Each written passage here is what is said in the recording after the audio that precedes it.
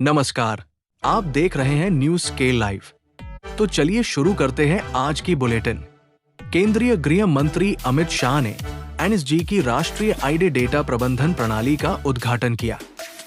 ये प्लेटफॉर्म आतंकवादी घटनाओं के विश्लेषण और जांच में मदद करेगा। उन्होंने कहा कि एक राष्ट्र, एक डेटा भंडार से आंतरिक सुरक्षा और मजबूत होगी। रांची में राज्यपाल संतोष कुमार गंगवार ने न्यायमूर्ति महेश शरद चंद्र सोनक को झारखंड उच्च न्यायालय के मुख्य न्यायाधीश के पद की शपथ दिलाई। मुख्यमंत्री हेमंत सोरेन ने मुख्य न्यायाधीश को हार्दिक बधाई और शुभकामनाएं दी।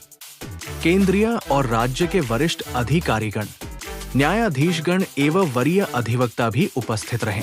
मुख्यमंत्री हेमंत सोरेन ने नेताजी सुभाष मेडिकल कॉलेज आदित्यपुर में एमबीबीएस प्रथम बैच का शुभारंभ किया।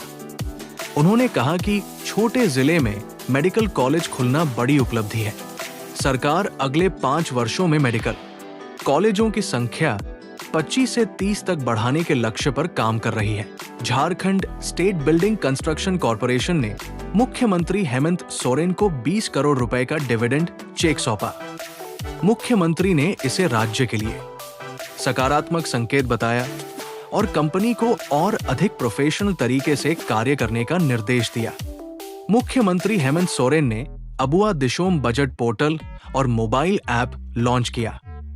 आम जनता 17 जनवरी तक बजट के लिए सुझाव दे सकती है। 3 सर्वश्रेष्ठ सुझावों को सम्मानित किया जाएगा।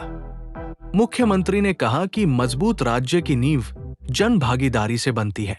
9 जनवरी 2026 को हुई झारखंड कैबिनेट बैठक में सड़क, पुल, सिंचाई, शिक्षा, स्वास्थ्य, पेंशन और सुरक्षा से जुड़े कई बड़े फैसले लिए गए।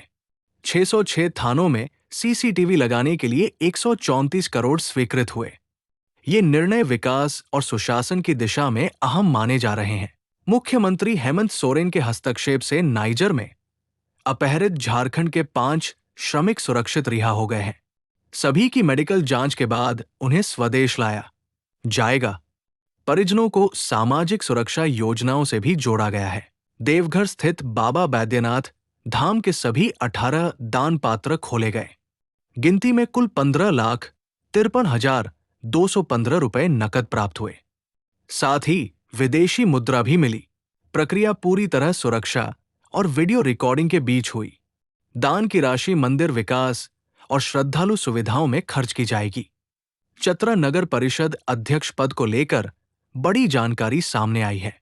आगामी नगर निकाय चुनाव में ये पद अनारक्षित घोषित किया गया है। अब किसी भी वर्ग या जाति के योग्य उम्मीदवार चुनाव लड़ सकेंगे। फैसले के बाद राजनीतिक हलचल तेज हो गई है। संभावित प्रत्याशी जनसंपर्क में जुटने लगे हैं। स्थानीय लोगों का मानना है कि अनारक्षित पद से अब विकास, ईमानदारी और कार्यक्षमता के आधार पर नेतृत्व चुना जाएगा। चतरा के सांसद कालीचरण सिंह ने झारखंड के राज्यपाल संतोष गंगवार से शिष्टाचार मुलाकात की। उन्होंने नववर्ष की शुभकामनाएं देते हुए चतरा लोकसभा क्षेत्र की समस्याओं से अवगत कराया। स्वास्थ्य सेवाओं की बदहाली, शिक्षकों की कमी, सिंचाई सुविधा, रोजगार,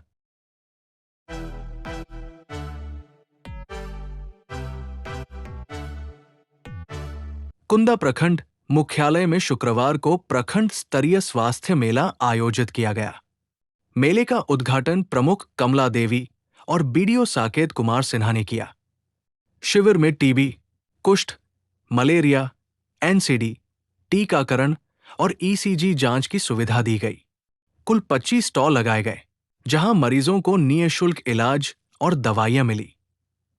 अधिकारियों ने लोगों से आयुष्मान कार्ड बनवाने की अपील की। सिमरिया रेफरल अस्पताल में आयोजित स्वास्थ्य मेले का उद्घाटन विधायक उज्जवल कुमार दास ने किया।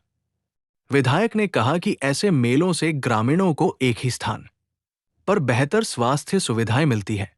मेले में सामान्य जांच, शुगर, बीपी, टीबी और नेत्र जांच की गई। विशेषज्ञ डॉक्टरों ने मरीजों को परामर्श दिया।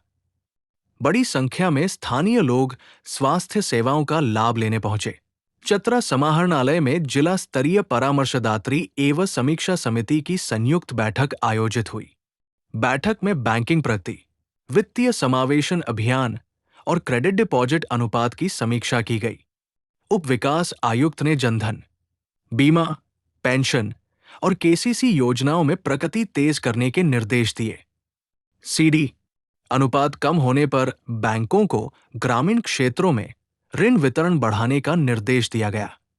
उपायुक्त कीर्ति श्री जी ने हंटरगंज स्थित कालेश्वरी पर्वत मंदिर का औचक निरीक्षण किया। निरीक्षण के दौरान पेयजल, साफ सफाई, पार्किंग और बिजली जैसी सुविधाओं की कमी सामने आई। उपायुक्त ने तालाब की सफाई, सीढ़ियों की मरम्मत और पर्यटकों के लिए कॉटेज निर्माण के निर्देश दिए। अधिकारियों को सभी बुनियादी सुविधाएं शीघ्र दुरुस्त करने का आदेश दिया गया। गुमला जिले में भाजपा संगठन को नई मजबूती मिली है। सागर उरांव को भाजपा गुमला का नया जिलाध्यक्ष चुना गया। साथ ही बसिया, कामडारा, सिसई और भरनो मंडल अध्यक्षों की घोषणा की गई। कार्यक्रम में कई वरिष्ठ नेता और कार्यकर्ता मौजूद रहे। नवनियुक्त पदाधिकारियों को संगठन को मजबूत करने की जिम्मेदारी सौंपी गई। लोहरदगा जिले के भंडरा सामुदायिक स्वास्थ्य केंद्र परिसर में प्रखंड स्तरीय भव्य स्वास्थ्य मेले का आयोजन किया गया। मेले का उद्घाटन सांसद सुखदेव भगत सहित जिला प्रशासन एवं स्वास्थ्य विभाग के अधिकारियों ने किया। सांसद ने कहा कि सरकार गंभीर बीमारियों के इलाज के लिए 15 लाख रुपए तक निःशुल्क उपचार उपलब्ध करा रही है।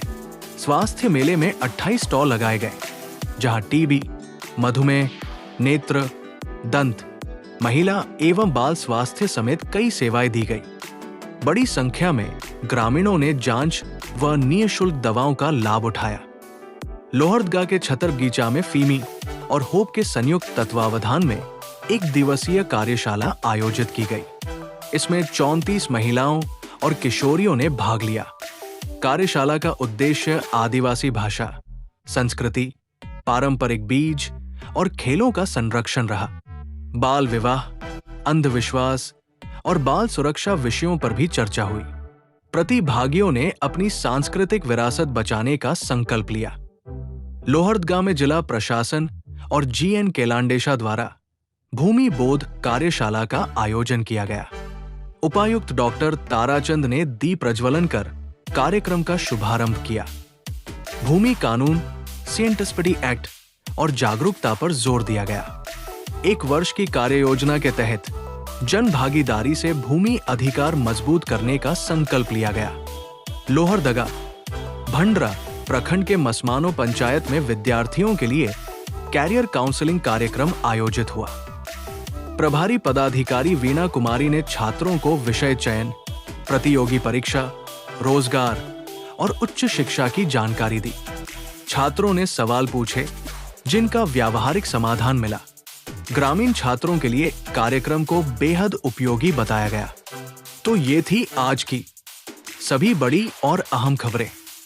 न्यूज़ के लाइव बुलेटिन में खबरों से जुड़े हर अपडेट के लिए जुड़े रहिए न्यूज़ के लाइव के साथ।